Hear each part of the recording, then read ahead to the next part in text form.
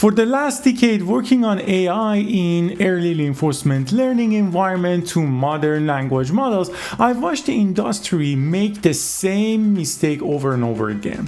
So we treat AI like an omniscient oracle. We try to cram every piece of context, every rule, every library detail into one massive, fragile system prompt, and we act surprised when the model hallucinates or collapses under its own weight. Tariq, who is a builder in Anthropic, recently published in his X account a fascinating breakdown of how they actually build and scale Claude code internally, and it completely shattered this oracle illusion.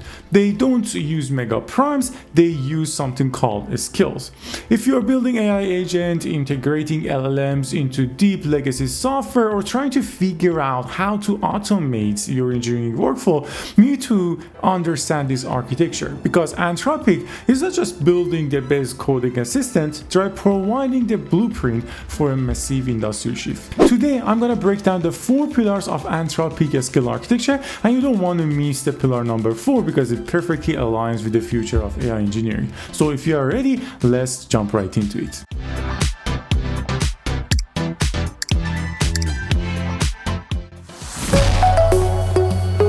Welcome everyone to the channel, AI Fun Fact World. For those of you who are in this channel, my name is Pedro. I have a PhD in computer science, and in this channel we'll talk about AI and machine learning and how we can use it in order to improve our efficiency. Pillar number 1, a spatial context and progressive disclosure.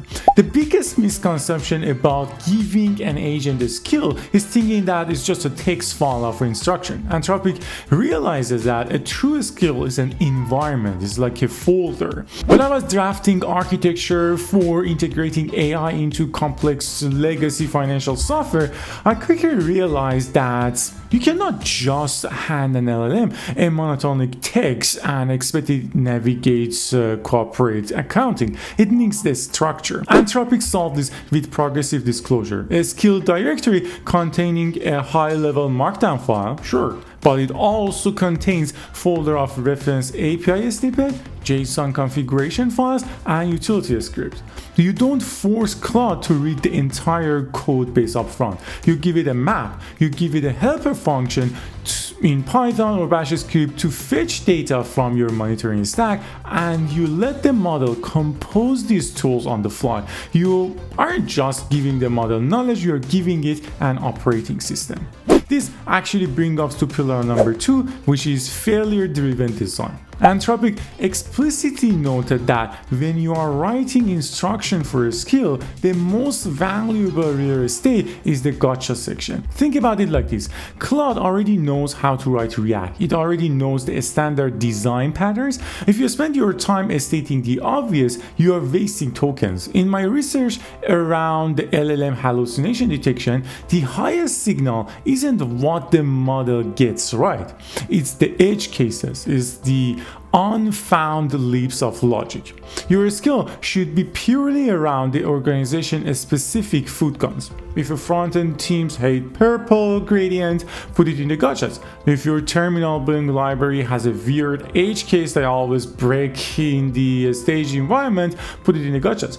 You curate the skill based on where the model historically fails, not where it succeeds. Pillar number 3 is where things get really interesting, and it's what I called CCCD paradigm. If you follow my work and my post in LinkedIn, I put the link in here, happy to be connected.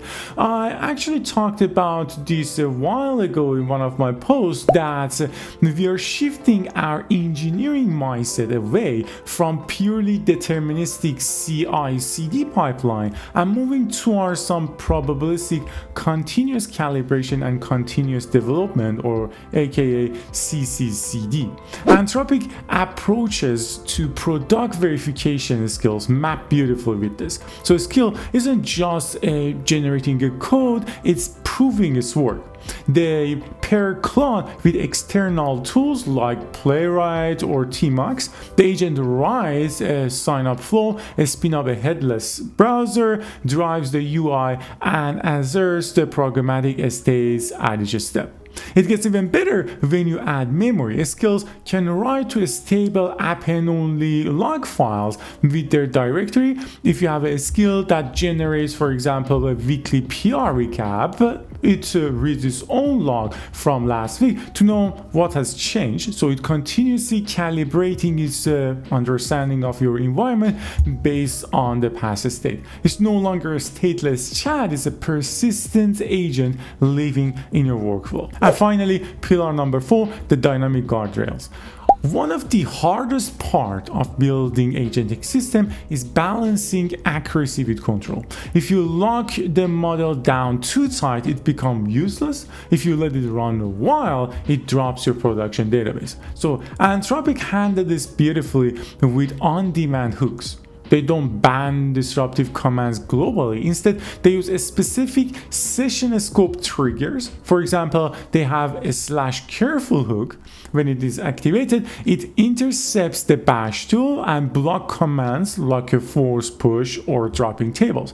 You can only turn it on when the agent is actually touching the production. You give the model the flexibility to adapt to the situation, but you enforce it hard schema and state requirements exactly when and only when the context demands it. And there you have it, guys. If you want to build AI agents that actually work in the real world, stop thinking like a prompt engineer and start thinking like a system architect. Don't write massive rule-less prompts and start building constrained folder-based environment. Focus on the gotchas, build the hook for safety, and embrace the probabilistic nature of CCCD by letting your agent test and remember their own action. If you enjoyed the video, make sure to like it. That helped me to understand that I will make more videos like this, or put a comment and let me know what you want to be changed. If you enjoyed this one, I think you also like this video that I talk about the Verna architecture that's basically distinguish between how LLM are not calculators and how we can use LLM in the best manner. Or you can watch this one that I talk about the AI agent architecture, that basically you give the agent a diary instead of prompting. Thanks for watching and see you until the next one.